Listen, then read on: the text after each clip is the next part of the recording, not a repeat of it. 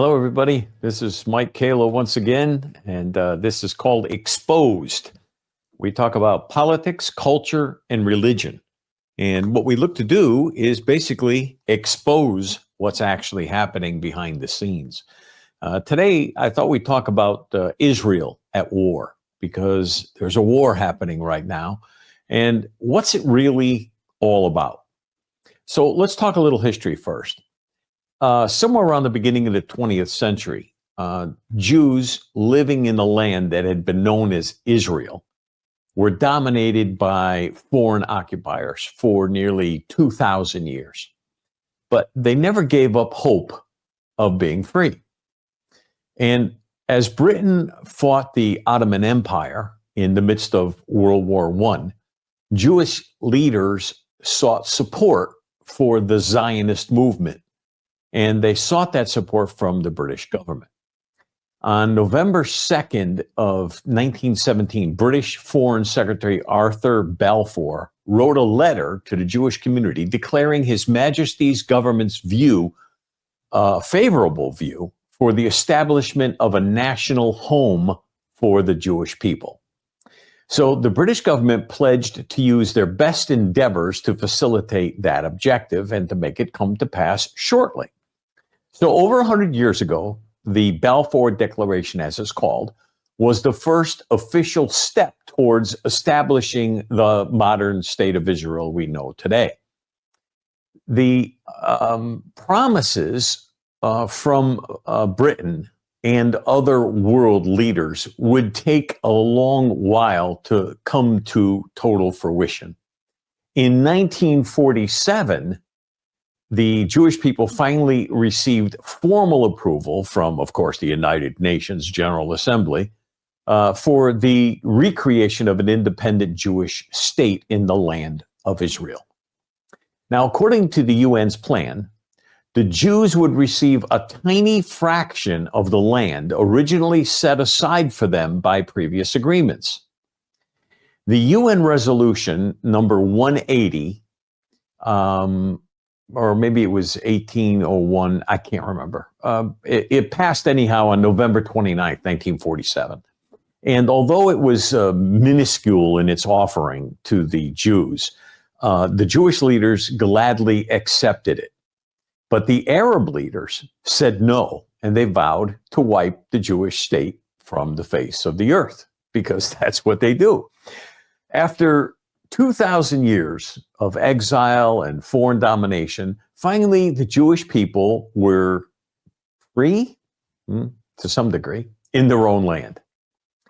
On May 14th of 1948, David Ben-Gurion proclaimed Israel's official independence. The very next day, 5 Arab armies attacked Israel. Now, without international assistance, because Israel had no assistance, not from the U.S., not from anybody else. Without any assistance, Israel miraculously survived and even gained ground. But they lost over 6,000 people in that war, which was about 1% of its entire population. A whole year of fighting, 1% of their population, boy, they sacrificed. The Arab nations finally agreed to a disarmament agreement with Israel and withdrew. In May of 1967, 5 Arab armies began gathering on Israel's borders, again, Egypt, Syria, Iraq, Jordan, and Saudi Arabia. And they declared their intention to wipe Israel off the map. And the United Nations, along with every ally, refused to help and refused to intervene. Israel knew it needed to strike first, and so it did. On June 5th, the Israeli Air Force destroyed Egypt's planes while they sat on the ground, and 2 days later, the IDF won the battle for Jerusalem. So by June 10th, Israel had defeated all the invaders and won control of huge territories. But like Israel, in hopes of peace with its neighbors, it again returned most of the land in exchange for peace treaties. Did it work? Listen, after winning the Six-Day War, Israel now controlled several territories captured by the invading, from the invading Arab nations. So Israel offers to return the Sinai Peninsula to Egypt, the Golan Heights to Syria. On June 19th, 1967, they offered to give them back this land, and all they wanted in exchange was peace. The immediate answer? No. And the Arab League's Khartoum Conference in Sudan, they adopted an official position against Israel that is called today the famous three no's. No peace, no recognition, no negotiation. Now, I don't know about you, but what that means is you can't talk with these people. There is no discussion. There is no agreement. There is nothing they will do because they'll lie to you, and they can lie. We talked about taqiyya, which is one of the forms of a Muslim's way of lying when it comes down to the advantage of being a Muslim. So when it's to their advantage, they can lie because they can, because that's their religion. They can lie when it's for the good of Allah, who, by the way, is not Jehovah God, by the way. He's not the same God. We don't serve the same God as the Muslims. Anyhow, that's for another day. So for 12 years, the three no's prevented all efforts of peace. And to this day, the three no's are a major obstacle to establishing any form of peace between Israel and its neighbors. You might remember October 6, 1973. In Israel, the country was quiet and focused on observing the holiest day on the Jewish calendar, Yom Kippur. Suddenly, the atmosphere was shattered. The IDF was caught unaware, and Egypt, Syria attacked Israel simultaneously on two fronts. But here's what happened. I love history. 500 Israeli soldiers faced 600,000 Egyptians in the south, while in the north, 180 Israeli tanks defended against 1,400 Syrian tanks. And guess who won? Israel pushed back the invaders across the borders. 18 days after Egypt and Syria first attacked Israel, the Arab leaders agreed to a ceasefire rather than suffer any further losses. So Israel won the Yom Kippur War. Of course, they lost 2,680 some odd Israeli lives, again, sacrificed to protect the Jewish homeland. Here we are today, 50 years later. And what do we have? An attack.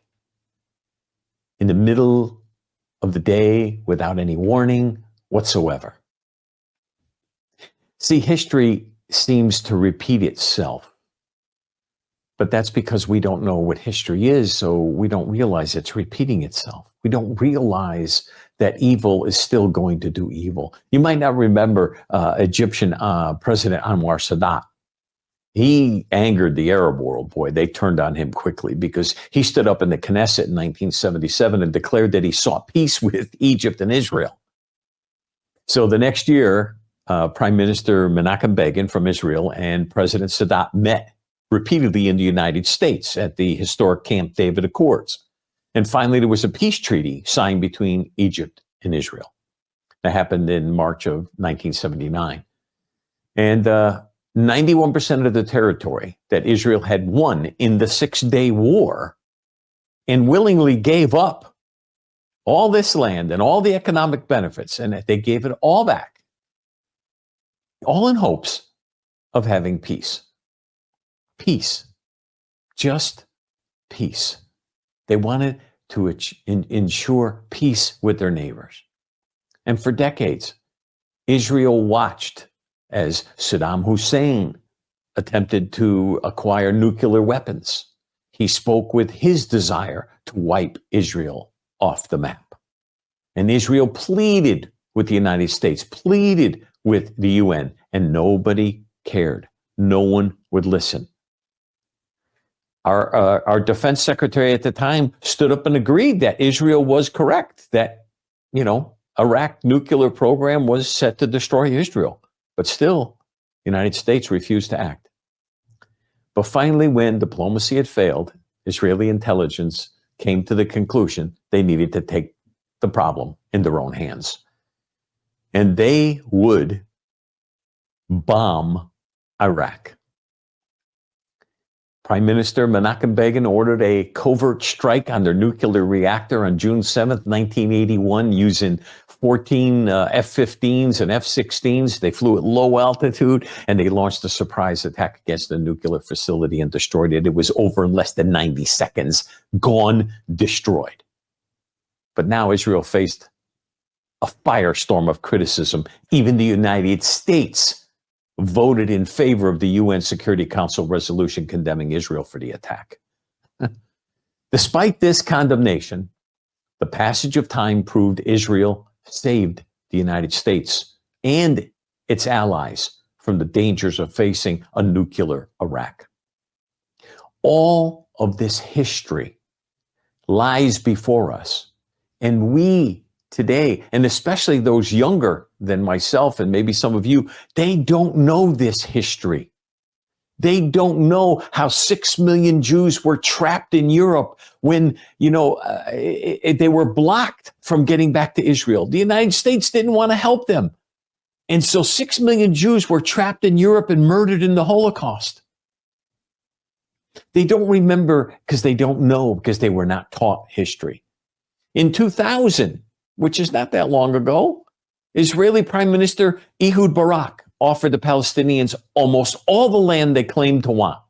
But the Palestinians walked away and responded with suicide bombings, killed another 1,000 Israelis. 2008, Prime Minister Omar offered the Palestinian President Abbas an even more generous deal. But Abbas said no. And Israel has paid the price with another over a decade of terrorism. And that brings us to today. With the world watching as Hamas, with brutality, with malice and intent, invaded Israel from the land, from the sea, and from the air. They brutally butchered men, women, and children, and elderly in their beds. Some were Holocaust survivors, and others, they had to watch as their children were murdered, or they allowed the children to watch as the parents were murdered. They tore babies from the stomachs of pregnant women. They even went so far as to behead babies and then rejoicing as they held the heads in their disgusting hands. They kidnapped. Is this what war is? No. This is not the process of war. This is terrorism. They kidnapped elderly, young women, and children. These people are not freedom fighters. They're terrorists and butchers, and nothing short of living evil that must be disposed of. They burned alive many men and women and children. They tortured and brutally raped countless women and children. This is disgusting actions of demons. It's not even deserving to call them humans. You may not know the Bible, but in the Bible, it talks about how God told the Israelites to destroy all the inhabitants of the land that he gave them. But they didn't listen. Why? Well, human nature. We think we know best. And so they had compassion. They had love. I should say so-called compassion. And nothing but human phileo love. In other words, I give you, you give me. Because if they had real love, they would have obeyed God and destroyed them all. But they saw the beauty of the women and they wanted them. And they saw the women and the children and the families, and they said, oh, gee, let's just let them be. The women are good looking. Let's not kill them. Let's marry them instead. Yeah, that's a better idea. What we see today is the results of Israel's disobedience to God. So what can we or what should Israel do, and what can we do? Well, I think Israel needs to wipe Hamas out, totally destroy them, completely annihilate them. I don't know if you know that the word Hamas, this is just a great thing to research. The word Hamas in the Hebrew means violence. And in Arabic, it means beast, lonesome, desolate, barren, and violent. The word Hamas appears in the Hebrew Bible 68 times. And in view of what the Bible says about Hamas, I wouldn't want to be in the shoes of a Hamas terrorist. Believe me, folks, they'll not be getting 72 virgins. What they'll be receiving will be fire, weeping, and gnashing of teeth. But as an American, I am very concerned. I'm concerned about what's happening in Israel, and I'm very concerned about what's happening here in America. Because if democracy in the Middle East is destroyed, it gives all the enemies of democracy the capacity to destroy democracy in this country. And listen to me. I think there's something that the American people need to think about. Remember, Iran was the mastermind behind this plan. They call us the great Satan and Israel the little Satan. Iran is always planning. They are the masterminds who planned this horrific war. And believe me, they are planning a similar war for the United States of America. And they will be using the very people who this president has allowed to come across our southern borders and our representatives in Congress and Senate. They're just as culpable. See, the China balloons, that was no coincidence. They were already planning and plotting because now they know right where all our military installations are. America is wide open for the same thing that Israel just experienced. And believe me, they're excited about doing the same thing to us here. God forbid if Hamas or Hezbollah ever get a hold of the old city of Jerusalem. If you're a Christian and if you've ever been to Israel, listen, all those famous Christian sites, they'd be gone. They'd disappear, just like they destroyed museums and places of history in other places in the Middle East. Why? Because they don't want the truth to come out. There was no Palestinians. There's no such thing. They never existed. It was a made-up name. The Romans call it Palestinia in order to be a slap in the face to the Jews. Listen, they're looking to destroy history so they can rewrite it in their own favor. And that is why the Palestinian Authority doesn't want archaeologists digging in any areas that they have control over. Mainly because they know that all the relics uncovered will be proof of the nation of Israel. Because there never was a nation called Palestine. They don't have their own coins. They never had their own coins. Name me a Palestinian president. Where? Who are they? There was no history of any kings or presidents. See, these scum worship death. The Jewish people pursue life. These are complete opposites, and there will never be reconciliation between radical Islam and Judaism, nor between radical Islam and Christianity. God gave to Abraham, Isaac, and Jacob a written contract. It's called a covenant, and it's found in the Bible. And in that covenant, it says this land belongs to the seed of Abraham forever and ever. And for this, they hate Israel, and they hate the God of Israel. See, Abraham had two sons, Ishmael and Isaac. Ishmael was not the son of promise, but God did bless, God did bless Hagar and Ishmael. God did bless them. And the blessings are all written there in the Bible. The problem is that violence would follow them all the days of their lives, and so it does even to this day. See, the tactics of the Palestinians has not changed since the time of the Philistines which is where they come from. They are treacherous, they are liars, they are connivers, and they have a love for death. And because of their twisted religion, they literally love death. This is why we cannot trust anything they say, because they use any tactics necessary in order to get what they want accomplished. Let me start with this. How about this recent, back and forth over the fuel problem in Gaza right now? According to the UN and all their corrupt agencies, there's supposedly a fuel shortage that is so dire that they have to shut things down. What things? What are you going to shut down? Nothing is open. Everything is closed. There's no convenience stores open. There's no gasoline stations open. The fact is, Hamas has been stockpiling hundreds of thousands of gallons of gas and diesel fuel, and the IDF knows exactly where they keep it. Hamas has also been stealing fuel from the UN agencies and from private vendors. They steal fuel and they stockpile fuel in order to control their own population, because what Hamas does is control their own population. They control what they hear, what they see, and what they do, and they use the people as cover. They use them. Their offices are where? Beneath hospitals. That's right. 100, 200 feet beneath a hospital, and the only way in is into the hospital and then down through elevators and stairs.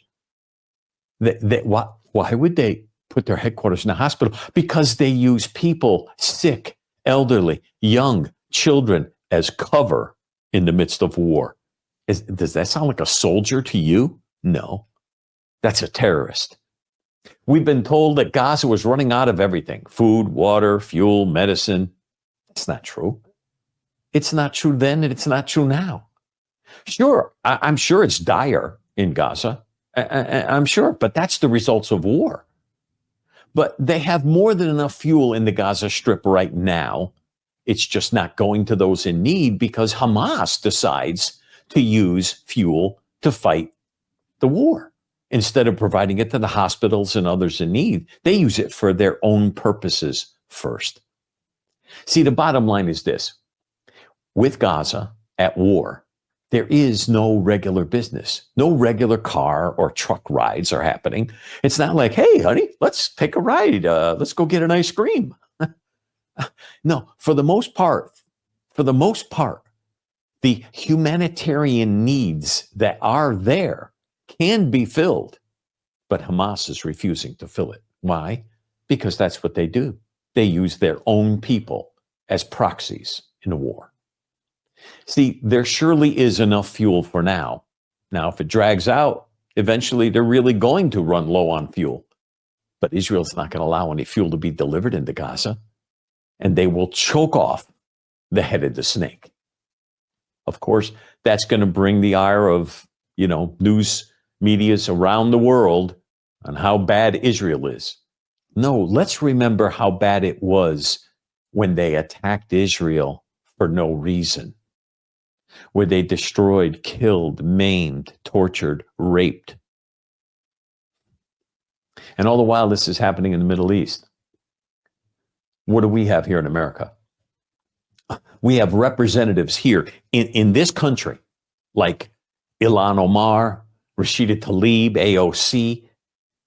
These people need to be voted out. I mean, maybe you didn't know it. They're called the Squad, and the Squad actually consists of 8 members. Okay, the first 4 are the founding members: Alexandria Ocasio-Cortez, AOC, Ilhan Omar, she's from Minnesota, and by the way, Minnesota is highly a concentrated population of Muslims. And how did they get there? Illegal immigration and legal immigration. Ayanna Presley from Massachusetts and Rashida Tlaib, Michigan. I'm sorry, Minnesota was Ilhan Omar. Did I say Michigan? Anyhow, it's Minnesota. And Rashida Tlaib is from Michigan. But those are the first 4 members, the founding members. And the other members are Jamal Bowman, he's from New York, Cori Bush, Missouri, I think. Greg Caesar from Texas, and Summer Lee from Pennsylvania. But these people really they're really part of the problem here in America. Along with the woke colleges and universities, all of these have been brainwashing our students to the point that they're out there right now spewing anti-Semitism and hatred. And it's so bad. If you turn on the news, it's equal to the Nazis who murdered over 6 million Jews. It's horrible. I mean, the Nazis didn't believe that, the white were white enough. They killed another 6 million other people other than Jews. You may not know your history, but that's what happened. Over 12 million people were killed by the Nazis. 6 million of them Jews. The other 6 million were people who they didn't believe were smart or white enough.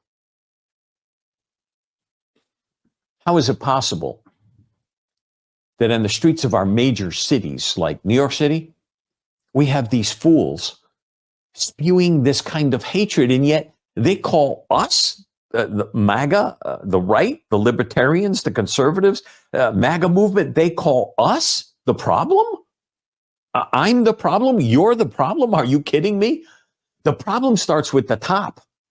There's a weak, senile old man up there who's being used as a front to push this left woke agenda on all of us here in this country. This man in the White House is nothing but a con man and a thief, and it flows down from there. And if we do not want what is happening in Israel right now to come here to America, then we better get our act together, and it must happen soon, because time is running short. See, the wackos are feeling emboldened because we have a government who is empowering them with woke rhetoric. Let me put it this way. Islam will take all the stupid Black Lives Matter fools and all the LGBTQ transgender idiots, and they will allow them to feel welcomed in their movement.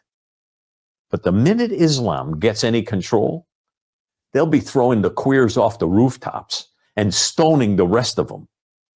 They despise the woke agenda. They despise the LGBTQ movement. But they embrace it as a means to get what they want. Why? Because they lie. That is what they do. They want control, eventually world control. See, we're dealing with a radical ideology. MAGA, Make America Great Again, is not radical. Sure, it's outside the political norm, yes, and that's why you got people like the Fat Man and all these other Nikki Haley and all these others. They're entrenched in the system, and they don't want Trump back in because he's going to destroy the system and put America back on a strong footing again. But radical is so far extreme that we've lost understanding. Radical is they want you dead. And if they have to die to have you dead, well, so be it. That's radical. See, that's radical. It's insane. Like I said earlier, they embrace death. You and I, we embrace life. I mean, I want to live.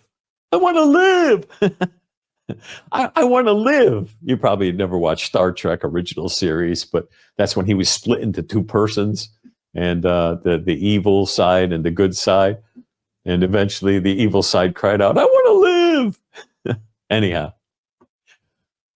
See, they embrace death while the rest of us want to enjoy and live life. Why? Because we love life. They don't. They love death.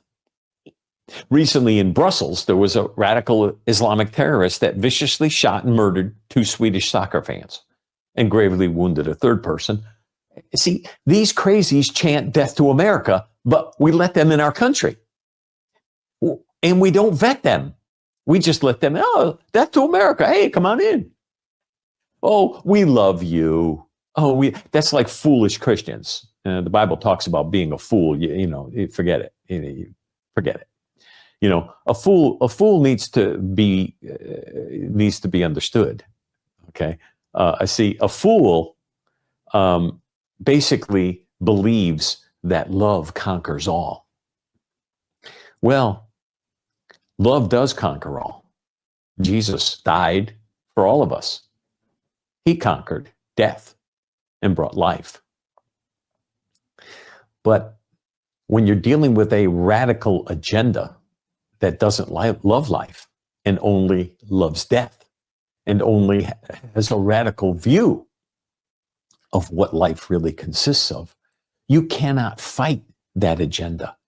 And if we let them in our country, we are fools, because they will not sing kumbaya with us. You know, they're not going to sit around the fireside chat. If they do, it's because they have a backpack filled with gunpowder. See, we probably right now have hundreds, if not thousands, of terror cells in this nation right now. But our leaders are acting like it's no big deal. Now, don't get me wrong. I know we have people in our FBI. I know we have good people there. And I know there are people who are watching certain people, and I know we're aware of some. But we can't be aware of them all, because we've just had millions of people come through our borders in the past 3 years, and none of them were vetted. See, our leaders want us to sympathize with the Palestinians. And believe me, I do, with the people, the Palestinian people. I do. But you have to know them too. See, the Palestinians grew up as children, literally 2, 3, 4, 5 years old, learning to hate the Jews. They sing songs about killing the Jews and death to the Jews, driving the Jews all the way from the Jordan into the sea, killing them. See, and our leaders want us to sympathize with the Palestinians, but we have to be careful, because they've been brainwashed. We have to be careful we don't allow the same radicals into our nation. Oh, these are just good people. They just want to live like, no, they don't. No, they don't. See, happy that you're here in the United States is one thing. When my grandparents came to this nation, went through Ellis Island, came to this nation, found a job and worked and toiled and whatever for the good life. My father's father, my mother's father, they left the old country, Italy, and they came to the United States. And my father's father, I know for sure that he never saw his parents again. Him and his brother left together, and they were underage, actually lied about their age. And they came here to the United States, and they never saw their parents again. And when they died, they got a letter from a relative saying that mother died and the father died a few years later. See, we don't understand the sacrifices that it took for America to be what it is today, a strong melting pot. And yes, we do want to welcome people into this great nation. We want people to come, those who are smart, those who have abilities, those who have talents, those who have desires for success and to succeed, and those who want to see the nation succeed. But I don't want to bring people into this nation whose only goal is to destroy us from the inside out. The United States is so nice and so good. Fools, that's what we are. We're fools, because they're laughing at us. Who? The crazies around the world are laughing at us right now, like the Palestinians, the Iranians. They laugh at us. Why? Because we just gave them billions of dollars. We basically closed down America's ability to produce oil, and we opened it up so that Iran can make 50, 60, 70 million dollars every month in selling oil on the open market. They're laughing at us because they come here with ill will towards us. They come here with an agenda to destroy us from within. And we welcome them with open arms, and we put out a Thanksgiving dinner for them too. How can you put America first when 270,000 illegal aliens came across our borders in September of 2023 alone? More than likely, there are 12 to 15 million people in this country illegally. It could be double that amount. We don't know. And how many want to do us harm? We don't know.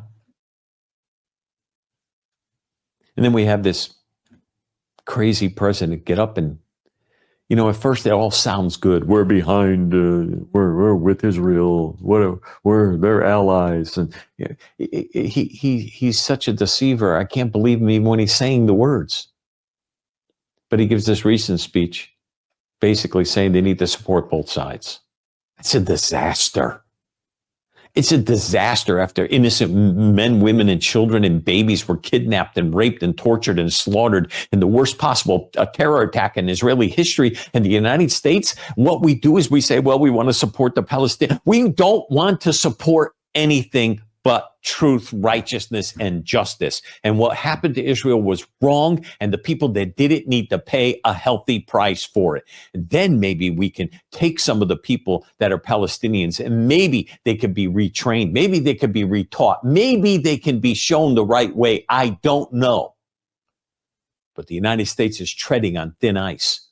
We need to be careful. Because if the terrorists sense further weakness, that'll be the sign for them to attack us next.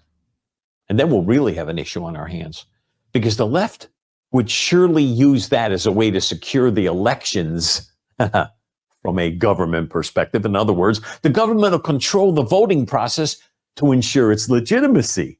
Yeah, right. This mess in Israel is a means to an end for the radical left. And we got to be aware that we're being tested right now. We're being tested by the same forces who attacked Israel. They're assessing us, and they're assessing our resolve and our weakness. Here's why. When we show weakness, they will unleash a barrage of terror on America, the likes we have never seen. And if we should get brave, our own woke left will come against ourselves, and they will turn on us, because they are so sure that their ideas of love and peace are so universal that we must be wrong. They believe that the world just wants to have peace. And what do you want? World peace. Of course, everybody wants world peace. As Christians, we're taught to pray for the peace of Jerusalem. Problem is, peace isn't going to happen until the end. You know, the stupid woke left, they are so dangerous and so deluded that they actually believe their own nonsense. So as this war unfolds, the rate at which the left and the media begin to turn on Israel, watch that, because that's going to determine how quickly events will unfold here. Because the left will never let a crisis go without using it to further their own agendas. And right now, what's the most important agenda of the left? Oh, believe me, it's not Israel. It's not the Middle East. It's the 2024 election, because they want to retain power at all costs. We need to watch the flow of money. And if we send even $1 to Gaza or Iran, it's a sign to the left and to the terrorists. Hey, we're ready. Come on over. Move against us. I know it sounds crazy, but remember who we're dealing with. A radical right Islam base using a radical left USA base, with each party thinking it's outsmarting the other. But what our radical left does not understand is the radical Islamists will die. And they don't care if they die, because to them, they win if they die. All the while, the left is only thinking about money and political power, both of which are meaningless to the radical right Muslim. So, my friends, time is truly short for America. If we do not awaken from this woke stuff, it's time we take this country back, because if we don't awaken soon, we're going to be awakened like Israel was, by surprise. But we can take this country back. Together, we can be successful. Let's get going now. Let's make 2024 the year that the sleeping giant awakened and kicked out the woke, radical, crazy left. And it's time we take back this country from the hands of the foolish, who will surely destroy her if we don't do something now. Great talking with you today. See you soon. Well, if you're hearing this message, you've listened to the entire or watched the entire episode. And for that, I want to thank you from the bottom of my heart. I hope you enjoyed this episode. And if you did, please leave me a review on Apple Podcasts, Spotify, Podbean, wherever you listened or watched. And do me a favor, please share this episode with others who may be interested in these same topics. And also feel free to let me know what topics you'd like to see covered in the future. You can get in touch with me in the comments or by, social media networks. Thanks again for everything. See you next week.